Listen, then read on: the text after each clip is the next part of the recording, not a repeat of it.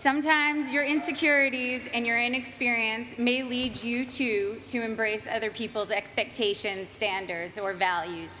But you can harness that inexperience to carve out your own path, one that is free of the burden of knowing how things are supposed to be, a path that is defined by its own particular set of reasons. The other day, I went to an amusement park with my soon-to-be 4-year-old son, and I watched him play arcade games.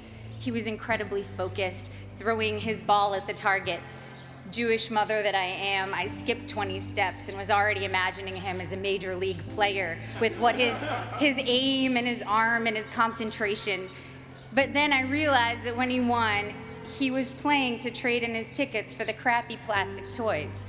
The prize was much more exciting than the game to get it. I, of course, wanted to urge him to take joy in the challenge of the game, the improvement upon practice, the satisfaction of doing something well, and even feeling the accomplishment when achieving the game's goals.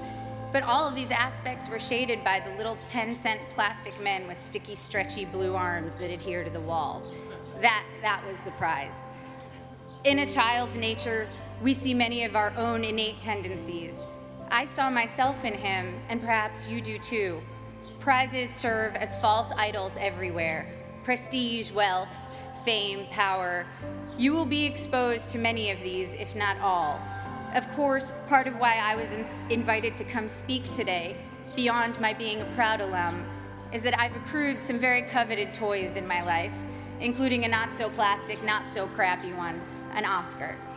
So we bump up against a common trope, I think, of the commencement address, people who have achieved a lot telling you that the fruits of achievement are not always to be trusted. But I think that contradiction can be reconciled and is in fact instructive. Achievement is wonderful when you know why you're doing it, and when you don't know, it can be a terrible trap. People always talk about diving into things you're afraid of. That never worked for me. If I'm afraid, I run away, and I would probably urge my child to do the same. Fear protects us in many ways.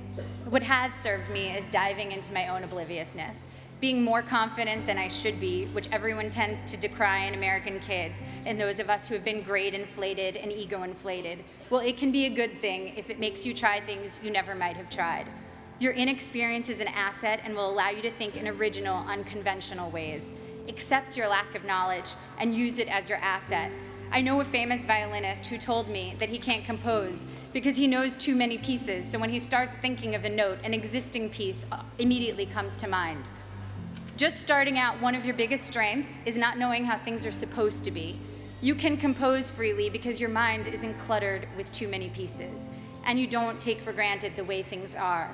The only way you know how to do things is your own way.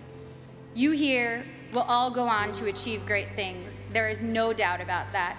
Each time you set out to do something new, your inexperience can either lead you down a path where you will conform to someone else's values, or you can forge your own path, even if you don't realize that's what you're doing. If your reasons are your own, your path, even if it's a strange and clumsy path, will be wholly yours, and you will control the rewards of what you do by making your internal life fulfilling.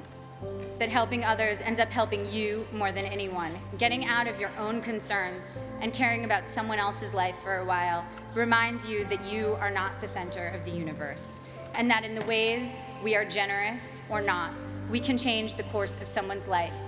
Even at work, the small feats of kindness crew members, directors, fellow actors have shown me have had the most lasting impact. And of course, first and foremost, the center of my world is the love I share with my family and friends. I wish for you that your friends will be with you through it all,